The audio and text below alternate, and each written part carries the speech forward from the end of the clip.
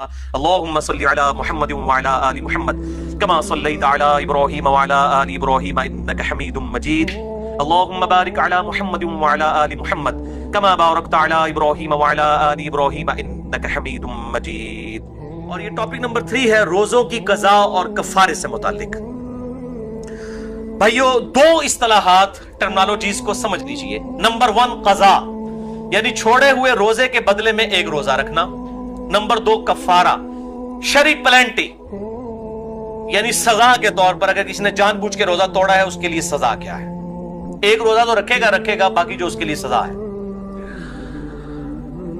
اور اس پر اجماع ہے کہ اگر مجبوراً کسی نے روزہ توڑا، کوئی بیماری کی وجہ سے اس کو ڈرپ لگوانی پڑ گئی یا ٹیکا لگوانا پڑ گیا یا کھانا پینا پڑ گیا، کوئی شوگر کا مریض تھا، تو اس کو پھر اس کے بدلے میں ایک ہی روزہ رکھنا ہوگا، یعنی قضا کرنی ہوگی، کفارہ نہیں دینا ہوگا۔ اسی طریقے سے عورتوں کے ساتھ حیض والا، مینسز والا ایشو ہوا، اس کے بدلے ایک ہی روزہ رکھیں گی۔ بخاری اور مسلم کی متفق علیہ حدیث ہے مشکات میں 2032۔ اما عائشہ کہتی ہیں نبی صلی اللہ علیہ وسلم ہم عورتوں کو حیض کی حالت میں چھوڑے ہوئے روزوں کی قضا کا حکم دیتے تھے اور نمازوں کی قضا کا حکم نہیں دیتے تھے۔ تو روزوں کی قضا ان دنوں میں جو روزے چھوٹے ان کی قضا کرنی ہوگی، اور میں نے بتایا کہ افطار سے 1 منٹ پہلے بھی اگر کسی کے ساتھ ایسا معاملہ ہو گیا تو وہ روزہ اس کا وہ والا ٹوٹ جائے گا آٹومیٹیکلی، لوگ پوچھ رہے ہوتے ہیں، اور وہ ایک روزے کی قضا بعد میں کرے گی۔ اور اس قضا کے معاملے میں یہ لوگ کہتے ہیں نہیں جی وہ گرمیوں کے روزے گرمیوں میں ہی قضا کریں اور جناب اگلے سال سے پہلے قضا کر لیں، ایسی کوئی شرط نہیں ہے اسلام میں۔ اگر کوئی شخص گرمیوں میں چھوٹے ہوئے روزوں کی قضا سردیوں میں بھی جا کے کر لے، لا یکلف اللہ نفسا الا وسعها، اور اس کی دلیل میں بخاری اور مسلم کی حدیث مشکات میں 2030۔ اما عائشہ کہتی ہیں کہ جب مجھ پر رمضان کے روزوں کی قضا ہوتی تو میں صرف شعبان میں وہ روزے قضا کیا کرتی تھی۔ اور راوی یحییٰ بن سعید کہتے ہیں آپ صلی اللہ علیہ وآلہ وسلم کی مشغولیت کی وجہ سے، یعنی ازدواجی تعلق کے اعتبار سے، چونکہ شعبان میں آپ صلی اللہ علیہ وسلم نفلی روزے رکھتے تھے تو اما عائشہ کو موقع مل جاتا تھا کہ وہ اپنے روزوں کی قضا کر لیں، کیونکہ بیوی جو ہے وہ خامند کی اجازت کے بغیر نفلی روزہ نہیں رکھ سکتی۔ وہ حدیث ہے اگلی صحیح مسلم کی مشکات میں ہے 2031۔ آپ صلی اللہ علیہ وآلہ وسلم نے فرمایا کسی عورت کے لیے اپنے خامند کی اجازت کے بغیر نفلی روزہ رکھنا جائز نہیں، اور نہ اس کی اجازت کے بغیر گھر میں کسی کو آنے کی اجازت دینا، یعنی کوئی بیوی کے جی میرا رشتہ دار ہے، خامند کی اجازت کے بغیر نہیں، اور نفلی روزہ نہیں رکھے گی۔ اس سے یہ بات پتہ چلی کہ یہ جو پبلک میں مشہور ہے کہ میاں بیوی صرف رات کے وقت ازدواجی تعلق قائم کر سکتے ہیں، یہ بالکل باطل ہے۔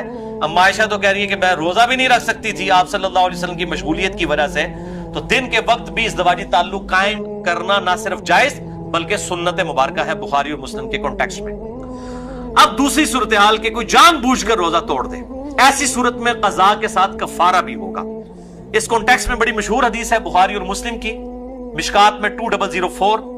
ایک آدمی حضور صلی اللہ علیہ وآلہ وسلم کے پاس حاضر ہوا، کہا یا رسول اللہ صلی اللہ علیہ وسلم میں مارا گیا، میں نے روزے کی حالت میں اپنی بیوی کے ساتھ ازدواجی تعلق قائم کر لیا، روزہ میرا ٹوٹ گیا، میں کیا کروں؟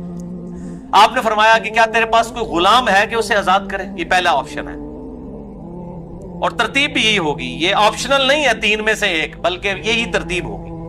میں کہا یا رسول اللہ نہیں ہے۔ فرمایا کیا تو 2 ماہ کے مسلسل روزے رکھ سکتا ہے؟ عرض کیا نہیں یا رسول اللہ صلی اللہ علیہ وسلم 2 ماہ کے نہیں رکھ سکتا، ہم بھی نہیں ظاہر رکھ سکتے۔ فرمایا کیا تم 60 مساکین کو کھانا کھلا سکتے ہو؟ اس سے یہ بات پتہ چلی کہ 60 مساکین ایکویلنٹ ہوئے 60 روزوں کے، تو مسکین کو پھر 1 وقت کا ہی کھانا کھلایا جائے گا، 2 وقت کا نہیں۔ یہ لاجیکل آنسر ہے۔ تو اس نے عرض کیا نہیں، تو فرمایا تم بیٹھ جاؤ۔ اتنے میں کوئی شخص جو ہے وہ کھجوروں کا بھرا ہوا ٹوکرا آپ صلی اللہ علیہ وسلم کے پاس تحفتاً لے کے آیا۔ آپ صلی اللہ علیہ وآلہ وسلم نے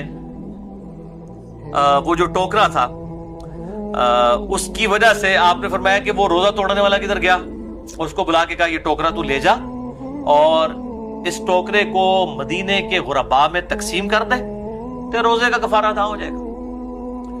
تو وہ آگے سے کہنے لگ پڑا کہ اللہ کی قسم پورے مدینے میں مجھ سے بڑا غریب کوئی ہے ہی نہیں ہے، سب سے زیادہ غریب میں۔ تو آپ صلی اللہ علیہ وآلہ وسلم اتنا مسکرائے کہ آپ کی داڑھیں بھی ظاہر ہو گئیں، اور اس حدیث پہ مسکرانا بھی سنت ہے۔ اور آپ صلی اللہ علیہ وسلم نے فرمایا کہ جاؤ تم خود ہی کھا لو، تمہارے روزے کا کفارہ ادا ہو جائے گا. لیکن یہ خاص اس کے لیے ہے، یہ نہیں ہے کہ جو بھی روزہ توڑے تو کہ جی انہیں ہڈیاں کھجورا لے آگے تھے میں آپ کھانا شروع کر دیں کفارہ ادا ہو جائے گا، یہ اس کے لیے خاص تھا.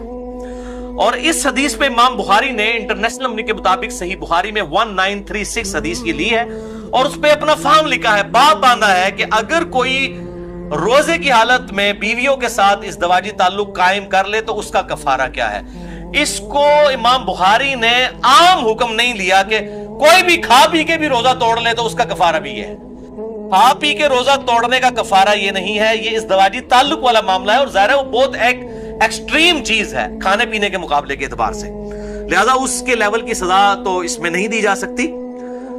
لہذا اسی طریقے سے جو ہینڈ پریکٹس والا ایشو ہے اس پہ بھی سزا نہیں اپلائی کی جا سکتی، وہ بہت ایکسٹریم معاملہ ہے جو ازدواجی تعلق کا ہے.